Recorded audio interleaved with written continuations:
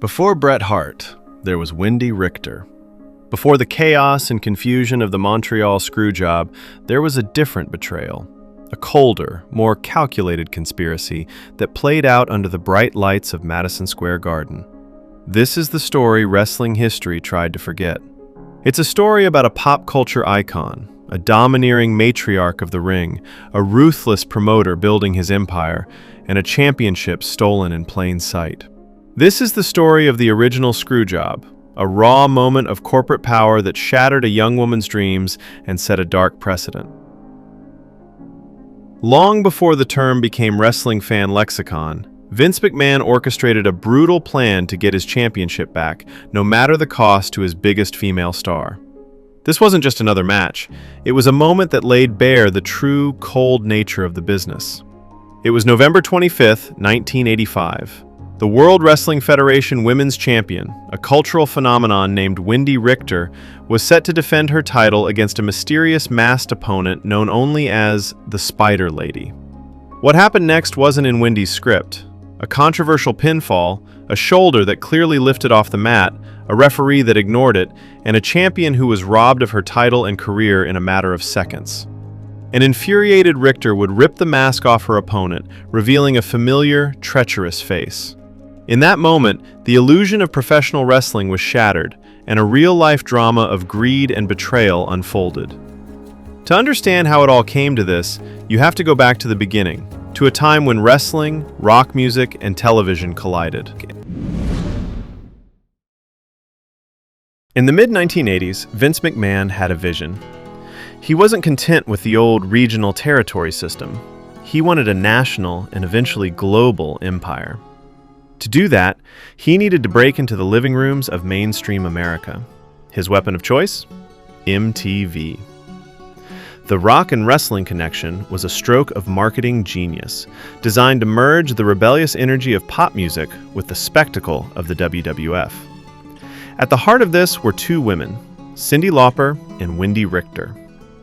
Lauper, an international pop superstar, got into a storyline feud with wrestling's loudmouth manager, Captain Lou Albano. To settle things, they each picked a champion to represent them in the ring. Albano chose the grizzled, dominant champion, the Fabulous Moolah. Lauper, in a move that would define the era, chose a fiery blonde from Dallas, Texas, Wendi Richter. Wendi wasn't just another wrestler. She was the embodiment of the 80s spirit. She was, as she put it, 150 pounds of twisted steel and sex appeal. Paired with Lauper, she became an overnight sensation. The two were a perfect duo, Lauper's quirky, vibrant persona and Richter's athletic, all-American charm. They were everywhere, magazine covers, talk shows, and all over MTV. On July 23, 1984, the WWF presented The Brawl to End It All, live on MTV from Madison Square Garden. The main event saw Wendi Richter, with Cyndi Lauper in her corner, challenge the Fabulous Moolah for the WWF Women's Championship. The match was a cultural event that drew the highest ratings in MTV's history up to that point. When Richter pinned Moolah, ending what the WWF had billed as a 28-year reign, the crowd erupted. A new queen had been crowned.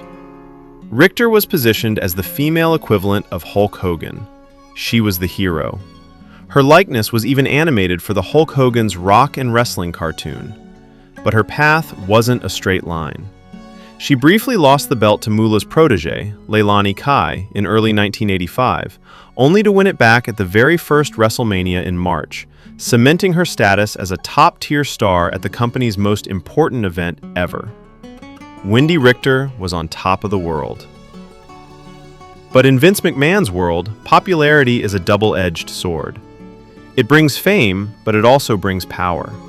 And for a promoter who demanded absolute control, a powerful champion could quickly become a problem. To understand the Screwjob, you have to understand the two people who brought Wendi Richter down, the Fabulous Moolah and Vince McMahon. The Fabulous Moolah, born Lillian Ellison, was more than just a wrestler. She was an institution. For decades, she held an iron grip on women's wrestling.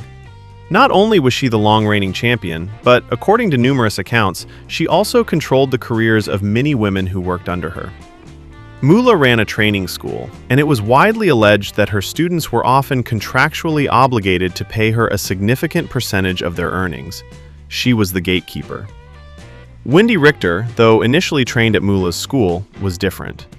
She was a product of the new era and refused to sign a contract that would give Moolah a cut of her pay. This defiance, plus her massive popularity, made her a direct threat to Moolah's status and financial control. The other, more powerful figure was Vince McMahon.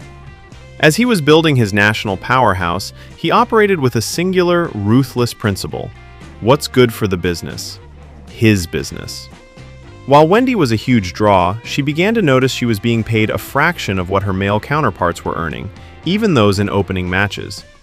Feeling her worth as a champion, Richter approached McMahon to renegotiate her contract. She wanted a pay raise that matched her position, and she asked for royalties for her likeness being used in the Hulk Hogan's Rock and Wrestling cartoon. A reasonable request today, but a bold one then. According to Richter, McMahon refused to budge. From his perspective, a disgruntled champion demanding more money was a problem. It was a challenge to his authority. The championship wasn't hers. It was a prop that belonged to the company. It's a sentiment he's expressed throughout his career, that he is the one in charge, not the talent. Negotiations stalled. Richter stood her ground. McMahon, unwilling to cede control, decided on a different course of action. If his champion wouldn't cooperate, he would just take the championship away. He needed a collaborator, someone who understood the old-school rules and had their own reasons for wanting to see Wendi Richter humbled. He didn't have to look far. He called the Fabulous Moolah. The night of November 25th, 1985, was cold in New York City, but the atmosphere inside Madison Square Garden was electric. The main event was set: Wendi Richter versus the mysterious Spider Lady. Richter had faced the masked character before at house shows, where the role was reportedly played by other undercard wrestlers. It seemed like business as usual, but when Richter got to the arena that night, she felt something was off. She later recalled her surprise seeing the Fabulous Moolah backstage, since Moolah rarely showed up to events she wasn't booked for. A seed of suspicion was planted. When the bell rang, that suspicion turned into certainty. The Spider Lady in the ring was not the same one Richter had faced before. This one moved differently, wrestled differently. The match was uncharacteristically aggressive from the start, and some fans near the ring even started chanting, "Moolah! Moolah!" Richter, a total pro, tried to salvage the match. She knew she was being double-crossed, but tried to carry on. The match was awkward, a chaotic mix of a planned performance and a real, unscripted fight. The commentators sounded genuinely confused. Then came the finish. It was shockingly abrupt. The Spider Lady maneuvered Richter into a small package roll-up. As any wrestler would, Richter clearly lifted her left shoulder off the mat at the count of 1. But the referee, who was in on the plan, didn't stop. He kept his eyes down and slapped the mat 2 more times. 1, 2, 3. The bell rang. A confused hush fell over the 20,000 fans. The match was over. Wendi Richter was no longer the champion. For a few seconds, there was just bewilderment. Then, fueled by a surge of adrenaline and righteous fury, Richter went after the spider. She ripped the mask off, and there, for the entire world to see, was the smirking face of the Fabulous Moolah. The betrayal was complete. What happened next wasn't wrestling. It was raw rage. A livid Richter laid into Moolah, who tried to flee. Ring announcer Howard Finkel, looking utterly lost, officially announced Moolah as the new champion. Richter snatched the belt away and whipped Moolah with the leather strap before her treacherous mentor scrambled out of the ring. This kind of ruthless move became a hallmark for McMahon, who has never been shy about his win-at-all-costs mentality. Humiliated on live television, Wendi Richter grabbed her gear, left the arena, hailed a cab to the airport, and booked the first flight out of New York. Richter has maintained ever since that she never spoke to Vince McMahon or the Fabulous Moolah again. The original Screwjob was over. The consequences of that night were swift and severe. For Wendi Richter, it was the end of her WWF career. She had walked into the arena as the company's top female star. She walked out an outcast. She didn't wait around, she just left. For the WWF, it was business as usual. They had their title back, now held by the ever-reliable Fabulous Moolah. With Richter gone, her role in the company's history was immediately downplayed. The rock and wrestling connection, an era she had been so central to, was reframed to focus almost exclusively on the male superstars. For nearly 25 years, Wendi Richter was largely omitted from the company's official narrative. Richter, however, did not disappear. She continued her wrestling career outside the WWF, working in other territories like Puerto Rico's WWC and the AWA, where she captured their women's championships. She would later claim she made more money as an independent wrestler, free from the politics of the WWF.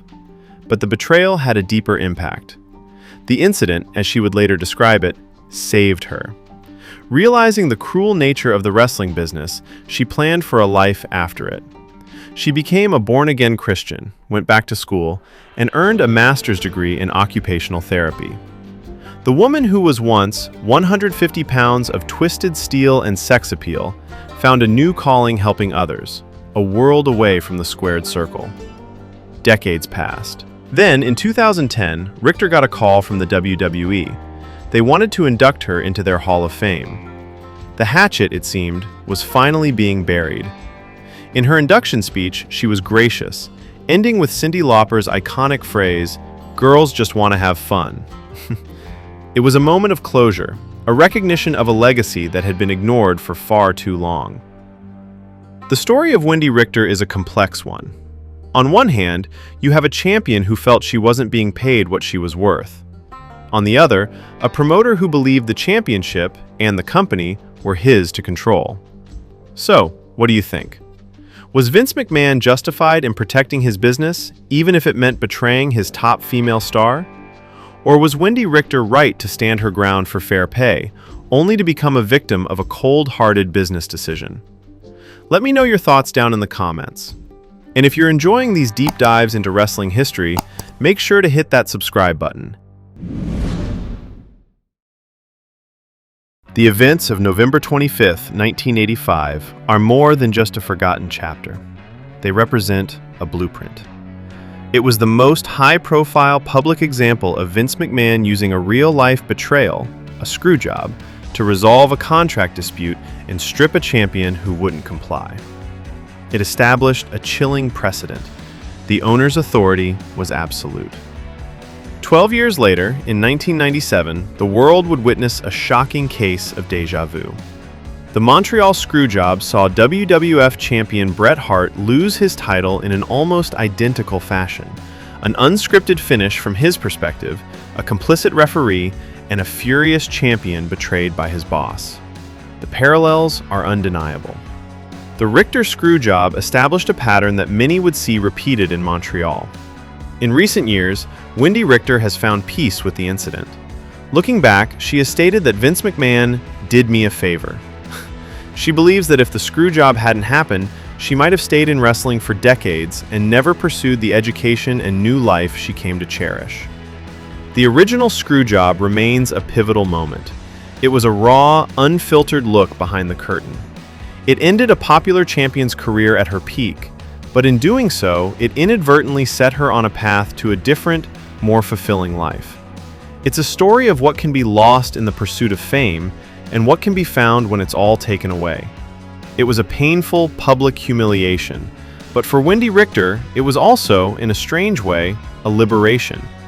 It was the night she lost her championship, but it was also the night she began the journey to reclaim her life.